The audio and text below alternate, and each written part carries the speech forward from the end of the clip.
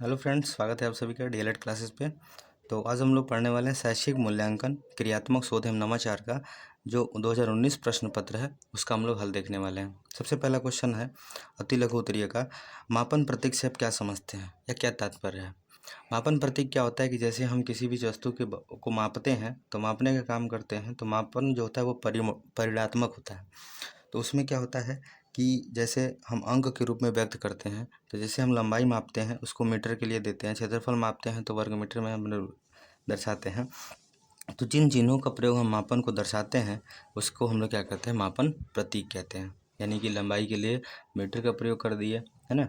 अगर हाइट मापना है तो सेंटीमीटर या इंच का माप कर लिए, फुट का माप लिए, तो ये सब क्या हो जाएगा, इसका प्रतीक हो जाएगा मापन का। चलिए अगला क्वेश्चन है, व्यापक मूल्यांकन का अर्थ होता है। सबसे पहले तो मूल्यांकन क्या होता है।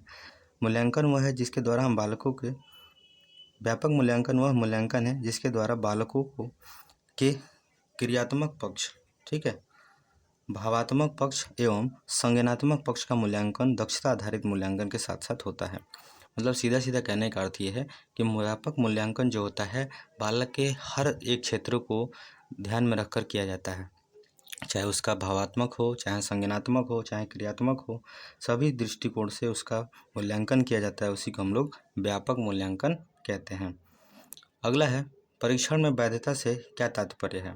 परीक्षण में वैधता से आशय है उस कार्य कुशलता से है जिससे वह परीक्षण उस तथ्य का मापन करता है जिसके लिए वह बनाया गया है। मतलब क्या है कि जैसे हम लोग टेस्ट देते हैं, तो टेस्ट जब बनाते हैं हम लोग, तो उसमें क्या होता है कि बच्चों के कार्य कुशलता के बारे में ही उसका हम लोग क्या करते हैं, उस तथ्य को मापने का काम करते हैं कि उसको कितना आता है, कितना भी कमी रह गया है। ये सब चीज़ों को हम लोग क्या करते हैं, जांचते हैं। अगला क्वेश्चन है, शिक्षा में नवाचार का अर्थ बताइए। यानी कि शिक्षा जो है उसमें नवाचार क्यों जरूरी है और नवाचार होने से क्या हमारा फायदा होता है। तो नवाचार किसी नवीन कार्य को करना या किसी कार्य को नए ढंग से करना है। आज शिक्षा से संबंधित विभिन्न क्षेत्रों में नवाचार को महत्व दिया जा रहा है। मतलब क्या है कि पहले के समय में क्या होता था, जब बच्चों को पढ़ाया जाता था तो सिर्फ पढ़ाने का काम होता था। आज क्या किया जा रहा है कि नवाचार के माध्यम से विभिन्न विद्यालयों में बच्चों को खेलों के माध्यम से भी क्या किया जा रहा है, पढ़ाए जाने का काम किया जा रहा है, जिससे बालक पढ़ाई में क्या ले रहे हैं, अधिक से अधिक रुचि ले रहे हैं। तो यही नवाचार है। नवाचार मतलब क्या होगा कि किसी भी कार्य को नए ढंग से करने का एक तरीका, यही नवाचार कहलाता है। चलिए आगे क्वेश्चन बढ़ते हैं। अगला क्वेश्चन है, शैक्षिक शोध क्या है। शैक्षिक अनुसंधान छात्र अध्ययन, शिक्षण विधियाँ, शिक्षण प्रशिक्षण और कक्षा गति की जैसे विभिन्न पहलुओं पर किया जाता है। जो शोध शिक्षा संबंधी समस्याओं पर किया जाता है उसे शैक्षिक अनुसंधान कहा जाता है। सबसे पहले बात कि शैक्षिक क्या होता है। शैक्षिक तो हमें पता है, शिक्षा से संबंधित जो भी कार्य होते हैं। अनुसंधान या शोध क्या होता है कि जैसे हम किसी भी चीज़ के बारे में कोई नया जानने की कोशिश करते हैं, नए तरीके को जानने की कोशिश करते हैं, या उसको हम लोग खोजबीन करते हैं कि कैसे कैसे हम इस समस्या से समाधान पा सकते हैं। यही क्या कहलाता है, शोध कहलाता है, अनुसंधान कहलाता है। तो उसी चीज़ को जब हम शिक्षा में लागू करते हैं, यानी कि शिक्षण के जितने भी पहलू होते हैं, प्रशिक्षण का हो गया, चाहे बालक को कक्षा में कैसे पढ़ाना है, उन सभी पहलुओं को जब हम उस पर ध्यान देने लगते हैं तो क्या कहलाता है, शैक्षिक शोध कहलाता है। ठीक है, चलिए आगे क्वेश्चन पे चलते हैं।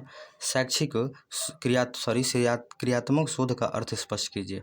क्रियात्मक शोध होता क्या है। शोध मतलब आ गया समझ में, शोध का है, अनुसंधान का है, ये दोनों क्या है, सेम चीज़ें हैं। लेकिन हम यहाँ बात कर रहे हैं क्रियात्मक शोध का। क्रियात्मक शोध से आशय उस व्यवहारिक शोध से है जिसमें विद्यालय से संबंधी लोगों द्वारा अनुभव की जाने वाली समस्याओं की वैज्ञानिक ढंग से हल निकालने का प्रयास स्वयं उनके द्वारा किया जाता है। मतलब इसमें क्या किया गया है कि क्रियात्मक शोध में जैसे किसी भी विद्यालय में कोई समस्या आ रही है, कोई भी समस्या उत्पन्न हो जा रही है, तो उसको हम लोग किस ढंग से हल करें, किस तरीके से उस समस्या को दूर कर दें, वही क्या कहलाता है, क्रियात्मक शोध कहलाता है। यानी कि उन समस्या उनका ही और हल भी उन्हीं का, यानी समस्या हमारा और हल भी हमारा, यही इसका क्या है, मूल आधार है क्रियात्मक शोध का। ठीक है, चलिए आगे क्वेश्चन बढ़ते हैं। क्रियात्मक शोध के दो प्रमुख उपकरण लिखिए। यानी कि जब हम क्रियात्मक शोध करते हैं तो उसमें से क्या क्या विशेष क्या क्या होनी चाहिए। तो क्रियात्मक शोध के उपकरणों के मानकीकरण नहीं किया जा सकता। प्रकरण की परिस्थिति के अनुसार उपकरण प्रयोग में लाया जाता है।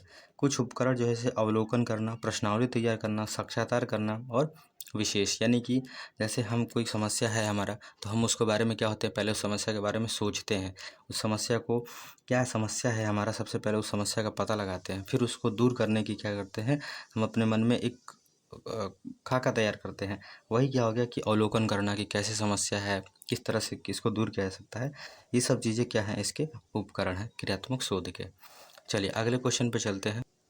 परिकल्पना क्या है? समस्या का प्रस्तावित उत्तर ही परिकल्पना है। यानी कि जो समस्या अगर हमने मान लीजिए उत्पन्न हुई हमारे सामने, तो हम उस समस्या का जब पता लगा लेते हैं तो उसे हल करने के लिए हम क्या करते हैं, अपने मन में एक क्वेश्चन सोचते, एक उत्तर सोचते हैं, एक हल सोचते हैं। यानी कि हम क्या करते हैं, परिकल्पना करते हैं कि इस तरह से शायद इस समस्या को दूर कर सकते हैं।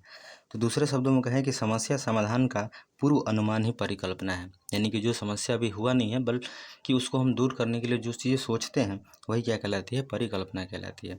परिकल्पना को क्रियात्मक परिकल्पना भी कहते हैं। क्यों? क्योंकि उसको जब क्रियात्मक रूप से जब उसको लागू करेंगे समस्या पे, तो हमारा समस्या समाधान हो जाता है। चलिए आगे क्वेश्चन बढ़ते हैं। लिखित परीक्षा की उपयोगिता लिखिए। चलिए इसको भी देख लेते हैं। लिखित परीक्षा क्यों कराई जाती है, क्यों नहीं मौखिक परीक्षा कराई जाती है?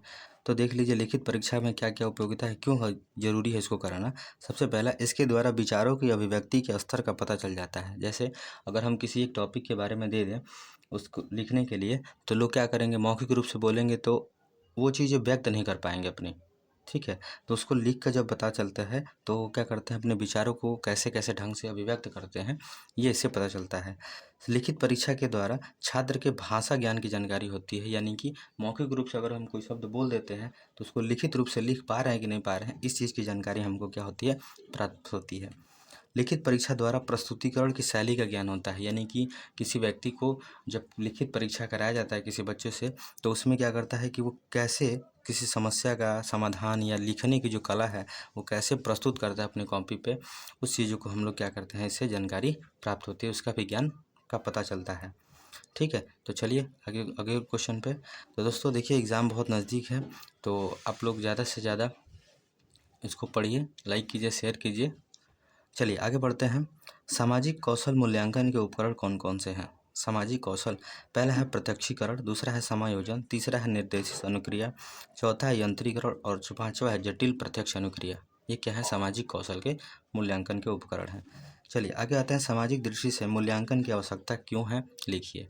यानी कि अगर हम जैसे शैक्षिक स्तर से देखते हैं तो उसी तरह सामाजिक स्तर से अगर देखें तो मूल्यांकन क्यों जरूरी है, क्यों मूल्यांकन करना चाहिए, किसी भी व्यक्ति का या किसी भी बच्चों का मूल्यांकन जरूरी है।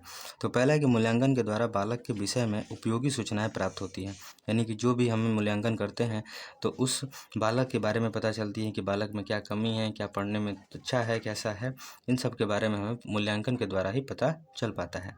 जिनका सामाजिक व्यवस्था बनाने में प्रयोग किया जा सकता है। यानी कि समाज में वो व्यक्ति कैसे रह सकता है, समाज में कैसे अपने विचारों को व्यक्त कर सकता है, इन सब चीज़ों की भी ज़रूरत पड़ती है। इसलिए हमें सामाजिक दृष्टिकोण से मूल्यांकन करना जरूरी है। दूसरा पॉइंट है कि मूल्यांकन से व्यक्तिगत भिन्नताओं का ज्ञान होता है। इसी ज्ञान से व्यक्तिगत शिक्षण संभव है। यानी कि जब हम मूल्यांकन करते हैं व्यक्तिगत, तो हर व्यक्ति क्या है, अलग अलग है। यानी कि उसका दिमाग अलग है, उनका रहन सहन अलग है, बहुत तरीके से क्या है वो भिन्न है। फिर भी जब हम मूल्यांकन करते हैं तो हमें पता चलता है कि व्यक्ति को किस तरह की शिक्षा हमें देनी चाहिए। यानी व्यक्तिगत रूप से शिक्षण क्या हो जाता है, संभव हो जाता है।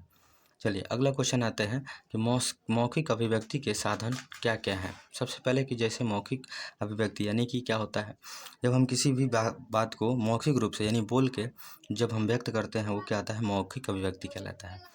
उसमें हमको क्या चीज़ चाहिए, भाषा चाहिए। यानी कि किस भाषा में हमें बोलना है ये हमको क्लियर होना चाहिए। हिंदी में बोलना है, इंग्लिश में बोलना है, और भी भाषा, पंजाबी, किसी भाषा में बोलना हो तो भाषा जरूरी है पहला। दूसरा उसका व्याकरण जरूरी है। व्याकरण में जैसे कि हमें कहाँ पे स्त्रीलिंग, कहाँ पे पुल्लिंग, ये सब चीज़ों का भी ज्ञान होना चाहिए। तीसरा है कि बोली, यानी कि किस तरह के बोली हम बोलते हैं, इन सब चीज़ों का ध्यान रखना चाहिए मौखिक अभिव्यक्ति के समय। यानी कि मौखिक अभिव्यक्ति के जो साधन है कौन कौन से, भाषा है, व्याकरण है और बोली है। चलिए अगले क्वेश्चन। अगला है उपचारात्मक शिक्षण की कोई दो विधियाँ लिखिए। यानी कि जो भी व्यक्ति बच्चा जब कोई गलती करता है तो उस गलती को हम लोग जब निकालते हैं दोषों को, तो उसके लिए कैसे दूर कर सकते हैं? पहला, छात्रों की त्रुटियों एवं कमियों को समय समय पर शुद्ध करना, यानी कि जो गलती हो जाती है उसको शुद्ध करके फिर आगे बढ़ जाना, जिससे उस कमी को फिर दूर किया जा सके, भविष्य में कोई ऐसी गलती फिर दोबारा ना हो। प्रत्येक छात्र की अधिगम संबंधी दोषों पर व्यक्तिगत रूप से ध्यान देना, यानी कि जब बालक कोई गलती करता है तो उसको हम लोग क्या करते हैं, इंडिविजुअली यानी व्यक्तिगत रूप से जाकर उसके समाधान करते हैं उसकी समस्या का। इससे हम क्या होता है, ये उपचारात्मक शिक्षण में ही आता है। अगला प्रश्न है, लास्ट है ये आपका 2019 पेपर का लघु उत्तरीय का। क्रियात्मक शोध में शिक्षण की आवश्यकता बताइए, यानी कि क्रियात्मक शोध जब होता है तो उसमें शिक्षण क्या काम है, शिक्षा का क्या काम है? विद्यालय की कार्यप्रणाली में सुधार एवं विकास करना, यानी कि विद्यालय में जो भी काम होते हैं उसको सुधारना, उनका विकास करना। दूसरा है छात्रों एवं शिक्षकों में प्रजातंत्र के वास्तविक गुणों का विकास करना। तीसरा है विद्यालय के कार्यकर्ताओं, शिक्षक, प्रधानाचार्य, प्रबंधक तथा निरीक्षकों में वैज्ञानिक दृष्टिकोण का विकास करना। ये क्या होता है, क्रियात्मक शोध का काम होता है। और इसीलिए कोई भी व्यक्ति जब क्रियात्मक शोध करता है तो उस समय में समस्या का पता जब चलता है तो वह इसी कारण होता है कि जैसे विद्यालय के जो भी कार्यकर्ता हैं, शिक्षक है, प्रधानाचार्य हैं, प्रबंधक हैं, उनको वैज्ञानिक दृष्टिकोण का विकास करना कि उनका कैसे नज़रिया है विद्यालय को देखने का, ये सब चीज़ें का विकास किया जाता है। तो दोस्तों धन्यवाद, इतना ही। मिलते हैं फिर अगले वीडियो में।